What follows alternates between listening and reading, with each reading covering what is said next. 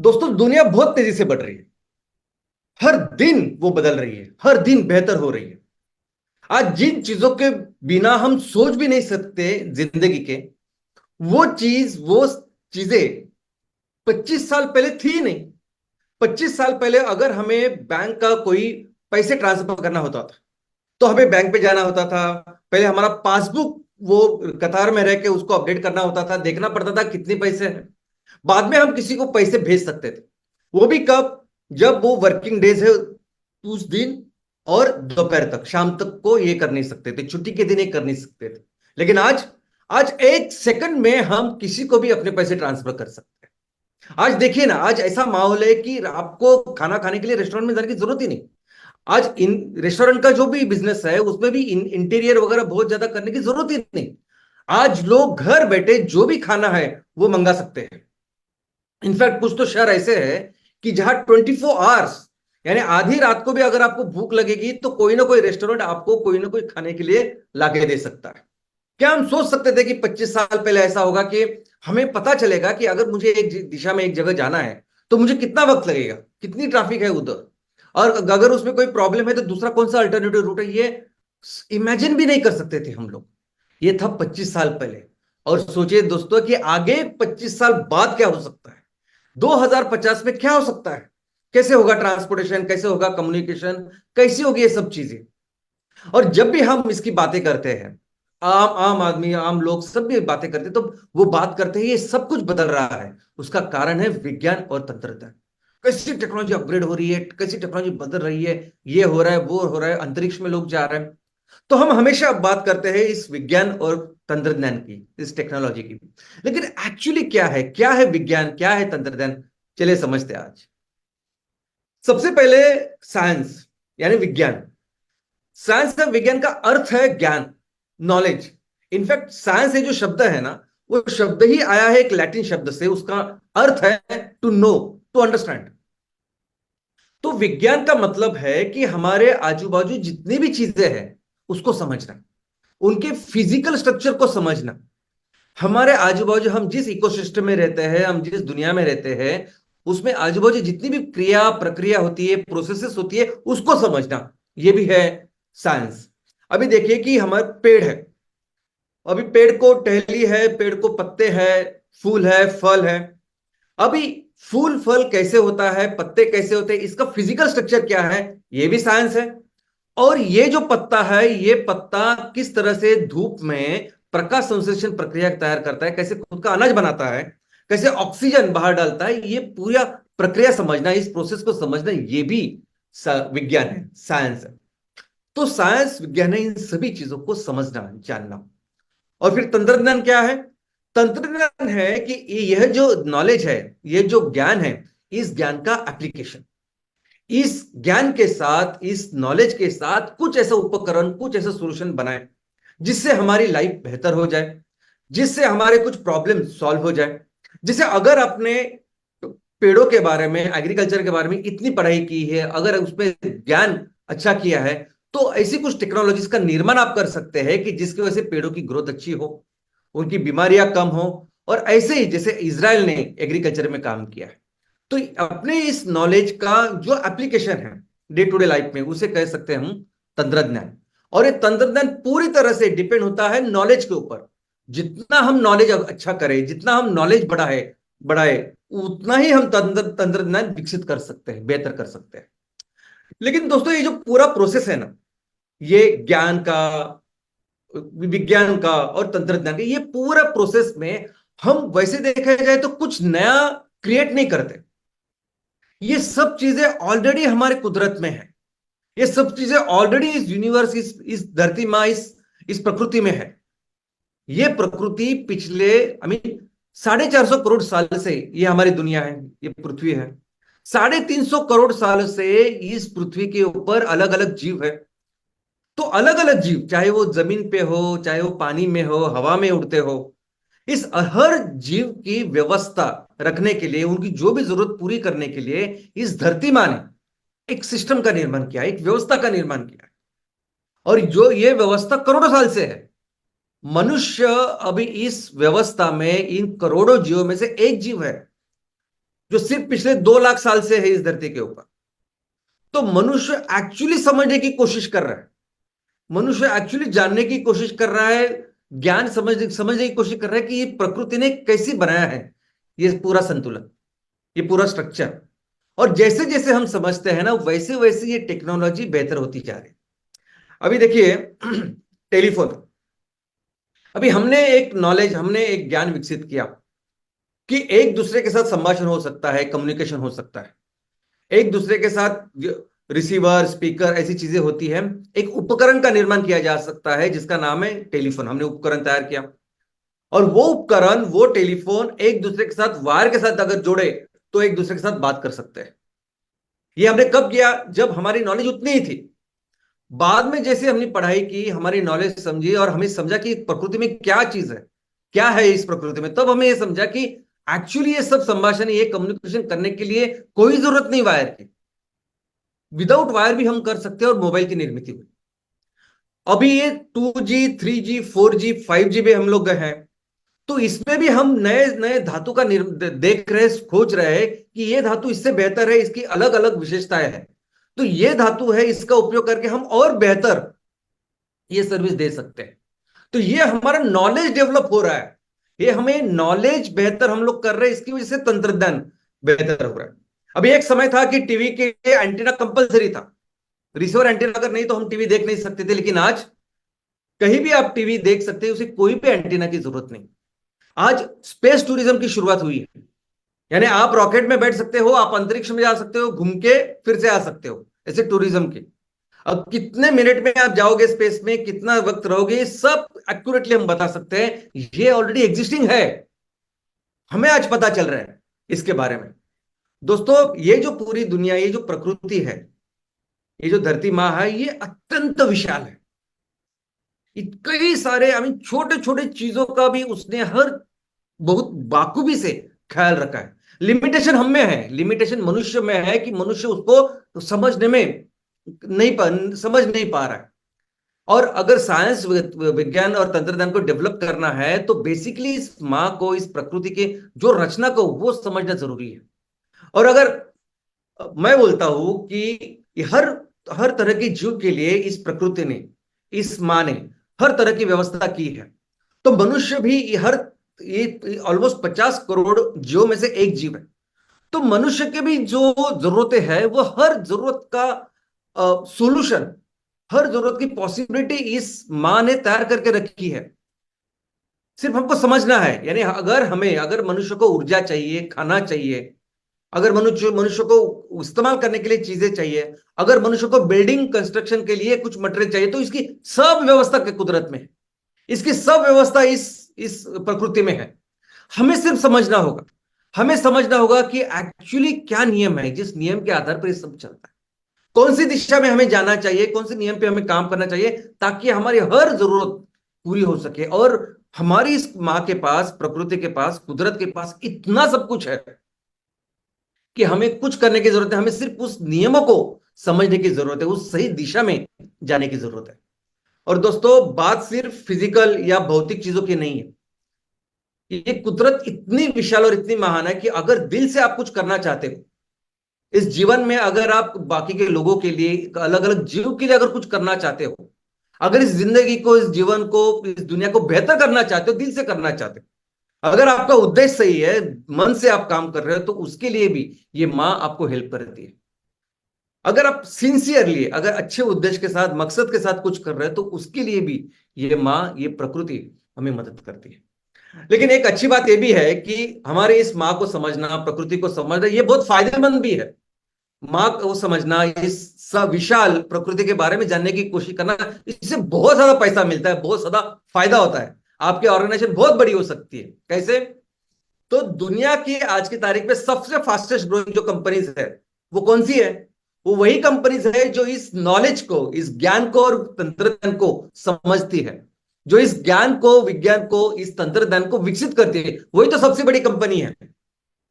भले उनका इनका इंफ्रास्ट्रक्चर बाकी के कंपनियों जैसा नहीं है, लेकिन ये सभी कंपनी आज की तारीख में दुनिया की सबसे फास्टेस्ट ग्रोइंग कंपनी कोई है तो वो वही कंपनी है जो विज्ञान और तंत्रज्ञान में काम करती है। अभी देखिए, दुनिया की सबसे बड़ी 5 विज्ञान तंत्रज्ञान में काम करने वाली कंपनी, जो अमेरिका के भी 5 सबसे बड़ी कंपनी है, उनको आप देखोगे तो हर कंपनी आज ट्रिलियन डॉलर के ऊपर है।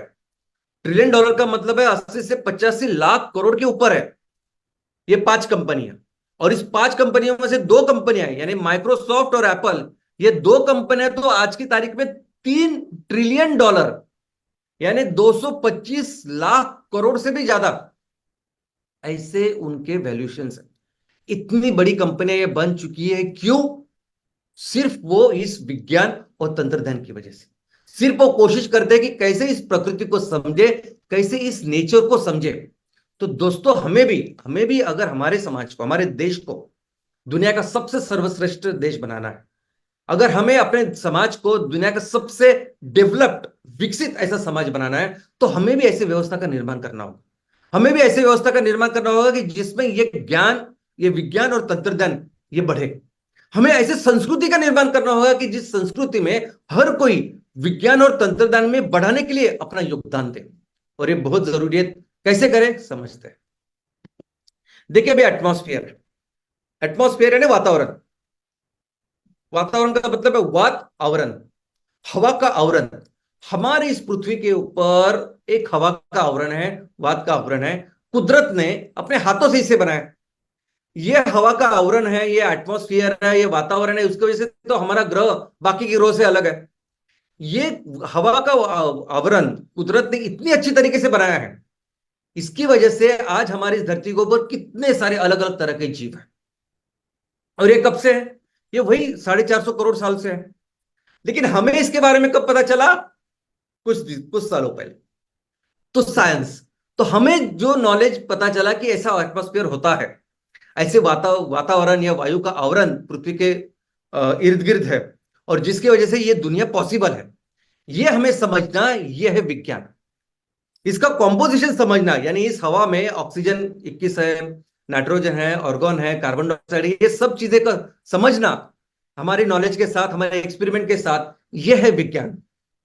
इनफैक्ट ये जो पूरा वायुमंडल है, सॉरी, ये पूरा जो एटमॉस्फेयर है, ये वातावरण है, ये वातावरण भी, इसमें जो हवा है वो हवा 90% ऑफ द हवा पहले 10 किलोमीटर में है।